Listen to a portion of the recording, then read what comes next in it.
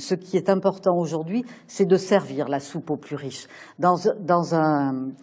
C'est désagréable d'entendre ça. Hein, quand même. Ah ben c'est pas du tout désagréable, c'est la réalité. Pour un parlementaire, servir la soupe, enfin... Ah ben oui, eh ben écoutez, j'ai le droit en tant que sociologue, à partir de mes enquêtes... Oui, enfin moi j'ai le droit de réagir. Ah ben vous avez le droit. Ben oui. Servir la soupe? Oui. Mais qu'est-ce que vous entendez par là?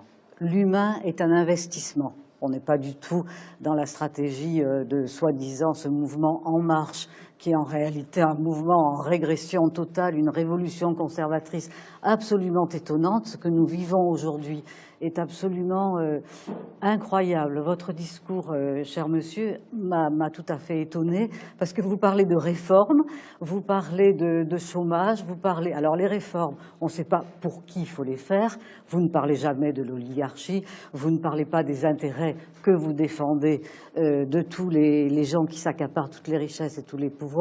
Vous parlez du chômage comme si c'était une donnée naturelle.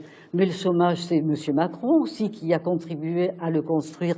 Qui c'est qui a créé le CICE, le pacte de responsabilité, donnant des dizaines de milliards d'euros au patronat, aux plus grandes entreprises, sans aucun contrôle. C'est absolument très grave ce que je dis. Il n'y a pas de contrôle. L'ISF, on a supprimé. Macron a supprimé l'ensemble des valeurs mobilières qui représentent 95% de la composition des plus riches. 95%, c'est les valeurs mobilières. Pour investir, ce sont des valeurs spéculatives, soi-disant pour investir, mais il n'y a pas de contrôle. Faites ce que vous voulez. Alors, le chômage, il tombe pas du ciel. C'est une construction sociale par les gens que vous défendez. Tous les problèmes que vous avez énumérés, comme ça, comme si vous parliez du soleil et de la lune, c'est naturel, comme l'eau qui coule et l'herbe qui pousse. Eh bien non, c'est le résultat de construction sociale voulue par les plus riches pour défendre leurs intérêts dans une guerre qu'ils mènent aux plus pauvres, aux plus démunis. On nous lobotomise les cerveaux. Ce sont 9 milliardaires qui en France possèdent 90% des médias, sont propriétaires. Les détenteurs des titres de propriété, c'est pas seulement les industries, les usines, les valeurs mobilières, c'est aussi les médias, c'est l'art, c'est la culture, c'est l'école. Maintenant, tout va être marchandisé. Tous les prédateurs vont pouvoir posséder l'ensemble de tout, du social, de l'économique, du politique. Le politique, maintenant, avec M. Macron, ne va plus exister. Il est en train de détruire le parlementarisme. Il est en train de détruire notre République sous une forme autoritaire, antidémocratique, à coup d'ordonnance. Donc, vous voyez, ma colère, elle est là, mais elle est forte et elle est légitime.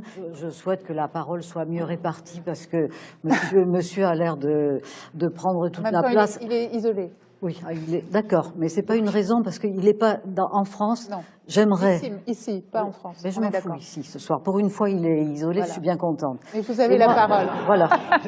Et donc, non, moi je trouve que mon collègue là de la CGT, comment il a parlé, comment il a expliqué ça, avec des vrais mots, avec de l'humanité, avec quelque chose de fort qui est émouvant, vraiment émouvant. Et ça, ce discours-là, je regarde France 2 tous les jours, ou TF1, ou tous ces journaux tenus par tous les camarades de classe de Macron, c'est-à-dire les 9 milliardaires qui possèdent 90% des médias.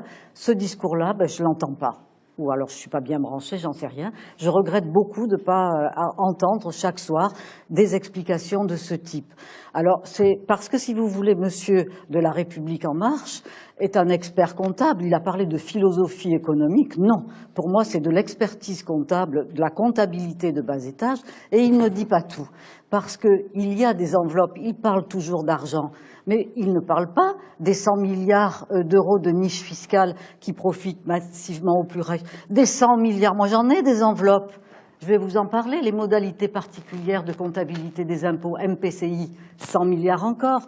Le déficit, la fraude fiscale, j'en ai déjà parlé, 80 milliards. Et je ne suis pas dans le secret des dieux, je suis qu'une pauvre sociologue qui travaille tout le temps chez elle avec des pauvres moyens de bord. Et donc, voilà, de l'argent, il y en a. Et donc, vous n'allez pas nous embêter à détruire le service public de la SNCF pour des raisons de comptabilité qui n'ont aucune raison. Vous devriez, monsieur, vous battre pour des idées, pas pour des chiffres, pas pour du fric, pas pour de l'argent. Il y a plus important lors de notre passage sur cette terre, vous comprenez ?